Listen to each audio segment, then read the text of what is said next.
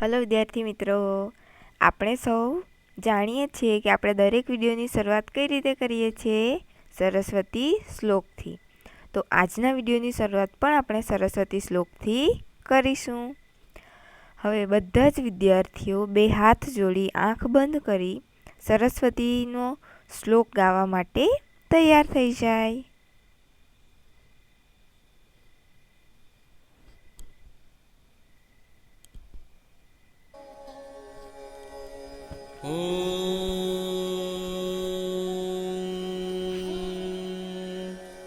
सरस्वती नमस्तुभ्यं वरदे कामरूपिणि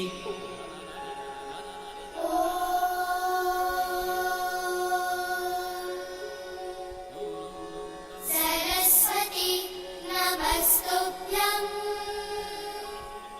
वरदे कामरूपिणि विद्यारम्भं करिष्यामि सिद्धिर्भवतु मे सदा। विद्यारम्भं करिष्यामि सिद्धिर्भवतु मे सदा।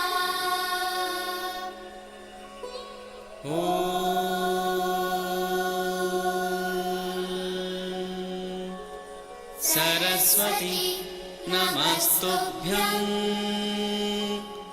वरदे कामरूपिणि विद्यारम्भं करिष्यामि सिद्धिर्भवतु मे सदा।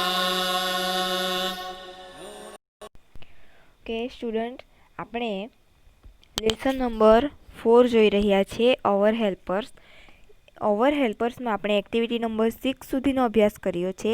આજે આપણે એક્ટિવિટી નંબર 7 જોઈશું। એક્ટિવિટી 7 એક સ્ટોરી આપવામાં આવી છે આપણને। સ્ટોરી જોઈએ આપણે કેવી છે।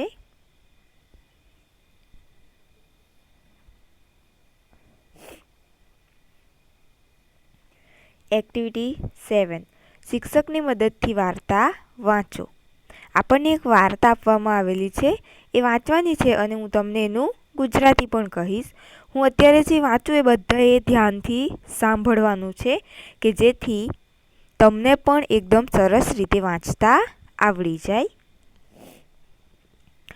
Mister fox invites miss crane for supper one day. Mister fox એટલે કે શિયાળ, શ્રી શિયાળ। ઇન્વાઇટ એટલે આમંત્રણ આપવું। મિસ ક્રેન એટલે કે કુમારી સારસ। ક્રેન એટલે આજુ, આને શું કહેવાય? સારસ। અને આ જે છે એ કોણ છે? શિયાળ। Mister fox invites miss crane for supper. Supper એટલે કે વાળું, સાંજનું ભોજન। વન ડે એક દિવસે। શ્રી શિયાળ કુમારી સારસને એક દિવસ વાળું માટે આમંત્રણ આપે છે। એટલે કે શિયાળ જે છે એ સારસને એક દિવસે એમના ઘરે જમવા માટે બોલાવે છે। તો બોલાવે છે, શું કહે છે તે આપણે જોઈએ। જો, please come to my home today for supper. Please એટલે કે મહેરબાની કરીને, કમ એટલે કે આવજો, ટુ માય હાઉસ એટલે કે મારા ઘરે, ટુડે એટલે આજે, ફોર એટલે કે માટે અને સપર એટલે વાળું। મહેરબાની કરી આજે મારા ઘરે વાળું કરવા આવજો। વાળું એટલે કે સાંજનું ભોજન। આવું કોણ બોલે છે? જો, કોણ બોલે છે? શિયાળ। તો સારસ શું જવાબ આપે છે? Oh fine, thank you. Oh sure, thank you. હા, ચોક્કસ અને તમારો આભાર। ઓકે, હવે જે સેકન્ડ છે એમાં શું આપ્યું છે એ જોઈએ. Miss crane goes to mister fox house. Miss crane, આજે સારસ છે એ ગોઝ એટલે કે જવું, to mister fox house. Miss crane જે છે, કુમારી સારસ, એ શિયાળના ઘરે જાય છે. શિયાળના ઘરે જાય છે અને જોવા શું બોલે છે એ અહીંયા આપવામાં આવેલું છે. શિયાળ શું બોલે છે તે અહીંયા આપવામાં આવેલું છે. શિયાળ શું કહે છે? Please come in miss crane. Please એટલે મહેરબાની કરીને, કમ ઇન એટલે કે અંદર આવો, મહેરબાની કરી અંદર આવો. The supper is ready. Supper એટલે કે વાળું, વાળું તૈયાર છે. શિયાળના ઘરે જ્યારે સારસ જાય છે ત્યારે શિયાળ શું કહે છે કે મહેરબાની કરી અંદર આવો, વાળું તૈયાર છે. તો સારસ શું જવાબ આપે છે? Yes, it smells good and I am hungry too. Yes એટલે કે હા, ઇટ સ્મેલ્સ એટલે કે તે અથવા તો તેની, અને સ્મેલ્સ એટલે કે સુગંધ. તેની સુગંધ, ગુડ એટલે સરસ. તેની સુગંધ સરસ આવે છે. એન્ડ એટલે કે અને, હંગ્રી એટલે કે ભૂખ લાગવી. તેની સુગંધ સરસ આવે છે અને મને ભૂખ પણ લાગી છે. ટુ એટલે કે પણ. હા, તેની સરસ સુગંધ આવે છે અને મને ભૂખ પણ લાગી છે, એવું કહે છે. હવે આગળ જોઈએ શું છે. They begin to eat. Mr. Fox can eat from the dish, but Miss Crane cannot eat from the dish. હવે ત્રીજા સીનમાં આપણને શું આપવામાં આવ્યું છે એ આપણે જોઈશું. ત્રીજા સીનમાં શું છે? They begins. ધે એટલે કે તેઓ. ધે એટલે કે તેઓ. બિગિન્સ એટલે ખાવાનું, બિગિન ટુ ઈટ. તેઓ ખાવાનું શરૂ કરે છે. ઈટ એટલે કે ખાવું. તેઓ ખાવાનું શરૂ કરે છે. Mister fox can eat from the dish. આ તમારે ખાસ યાદ રાખવાનું છે. આ તમને ઘણી બધી વખત ખાલી જગ્યામાં પૂછાય છે. Mister fox can eat from the dish. Mister fox એટલે કે શિયાળ, ઈટ એટલે કેન ઈટ એટલે કે ખાઈ શકવું, ફ્રોમ ધ ડીશ. શિયાળ જે છે એ થાળીમાં ખાઈ શકે છે. આ જે કેન છે એ શક્યતા દર્શક શબ્દ છે. શિયાળ જે છે એ થાળીમાં ખાઈ શકે છે. બટ એટલે કે પણ miss crane can not eat from the dish. પણ કુમારી સારસ, ક્રેન એટલે સારસ, કેન નોટ. જો આ કેન એ શક્યતા દર્શાવે છે, જ્યારે કેન નોટ એ કરી શકતું નથી અથવા તો શક્યતા દર્શક શબ્દ નથી. Can not eat from the dish.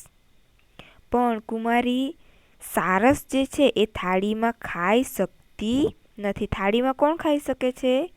શિયાળ. પણ સારસ ખાઈ શકતી નથી. કેમ? તો સારસની ચાંચ લાંબી હોય છે એટલે એ સારસ થાળીમાં ખાઈ શકતી નથી. એ શું કહે છે જો? I can't eat from a dish. I can't, I એટલે હું, કાન્ટ એટલે નથી થઈ શકતું, ફ્રોમ અ ડીશ. ડીશ એટલે કે થાળી. હું થાળીમાંથી ખાઈ શકતી નથી. અને શિયાળ શું બોલે છે? ઓ ઇટ્સ ડિલિશિયસ. ઓ ડિલિશિયસ એટલે કે સ્વાદિષ્ટ. ડિલિશિયસ એટલે સ્વાદિષ્ટ. ઓ તે સ્વાદિષ્ટ છે. સારસ ખાઈ શકતી નથી પણ શિયાળ શું કરે છે? ખાતા જઈને શું કહે છે કે તે બહુ સ્વાદિષ્ટ છે. ચોથા સીનમાં શું આપ્યું છે? The next day miss crane invite mister fox for supper. Next day એટલે કે બીજા દિવસે મિસ ક્રેન, કુમારી સારસ ઇન્વાઇટ એટલે આમંત્રણ આપવું. કોને આમંત્રણ આપે છે? શિયાળને, મિસ્ટર ફોક્સને. શેના માટે? વાળુ માટે. સૌથી પહેલાં શિયાળ જે છે એ સારસને જમવા માટે આમંત્રણ આપે છે. એ જમવા જાય છે. એ શિયાળ થાળીમાં એમને સારસને પીરસે છે. એ ખાઈ શકતી નથી. એના બીજા દિવસે જે ક્રેન એટલે કે સારસ છે એ શિયાળને ફરીથી આમંત્રણ આપે છે. Please come mister fox, supper is ready. Please એટલે કે મહેરબાની કરીને આવો. મહેરબાની કરીને આવો, વાળું તૈયાર છે. કોણ બોલાવે છે? સારસ. એ કોને કહે છે? શિયાળને, કે મહેરબાની કરીને આવો શ્રી શિયાળ, વાળું તૈયાર છે. તો શિયાળ શું કહે છે? જો, yes it smells good, I am hungry too. Yes એટલે હા, ઇટ સ્મેલ્સ ગુડ કે સરસ સુગંધ આવે છે. આઈ એમ હંગ્રી ટુ, મને ભૂખ પણ લાગી છે. હંગ્રી એટલે ભૂખ અને ટુ એટલે પણ. મને ભૂખ પણ લાગી છે. જો હવે શું થાય છે આપણે જોઈશું. ઓ ઇટ્સ ડિલિશિયસ. એવું કોણ બોલે છે? Miss crane. જે કુમારી સારસ છે એ શું કહે છે કે ઓ તે સ્વાદિષ્ટ છે. જ્યારે શિયાળ છે એ શું કહે છે?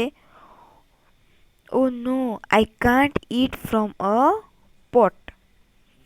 Oh no I can't eat કે હું ખાઈ શકતું નથી. શેમાં? From a pot. હું કુંજામાંથી ખાઈ શકતું નથી. જો આ કુંજામાં શિયાળનું મોઢું જાય? નહીં જાય ને. અને સારસની તો ચાંચ લાંબી હોય એટલે એ ખૂબ સારી રીતે ખાઈ શકે. ત્યારે સારસ શું કરે છે? હા હા હા હા હા અને હસે છે. સારસ શું કામ હસે છે એ આપણે જાણી ગયા ને. કેમ કે જ્યારે સારસને જુઓ,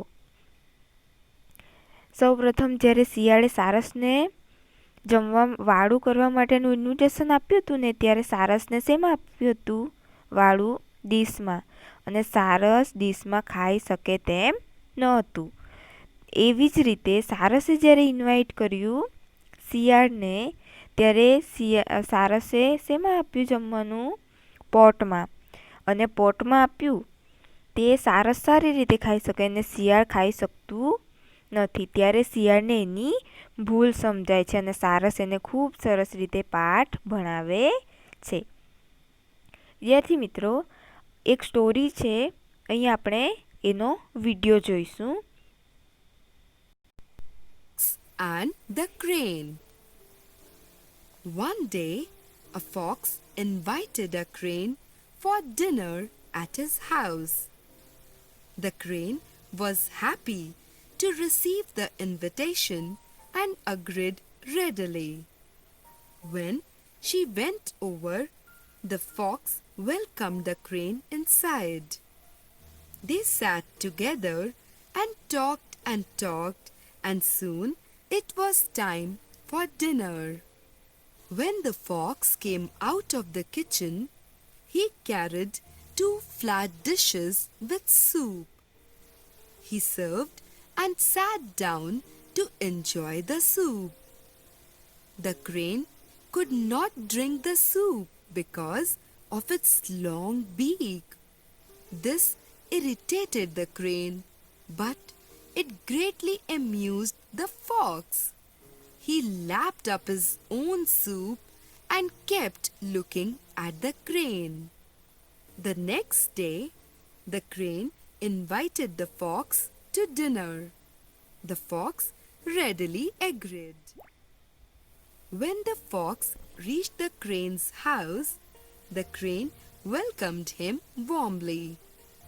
Soon it was time for dinner, and the fox could smell something lovely brewing in the kitchen. The crane came out with 2 jugs full of soup. The jugs had a long, narrow neck. Neither could the fox get his snout in the jug, nor could his tongue reach the bottom. This irritated the fox a lot. The fox returned home hungry, but understood that the crane had just paid him back. Moral: as you sow, so shall you reap. Okay, તો વિદ્યાર્થી મિત્રો, આપણને આ વાર્તા પરથી શું શીખવા મળે છે? આ વાર્તા પરથી આપણને એ શીખવા મળે છે કે આપણે જેને જેવું આપીએ તેવું જ એ આપણને આપે છે. Okay, thank you.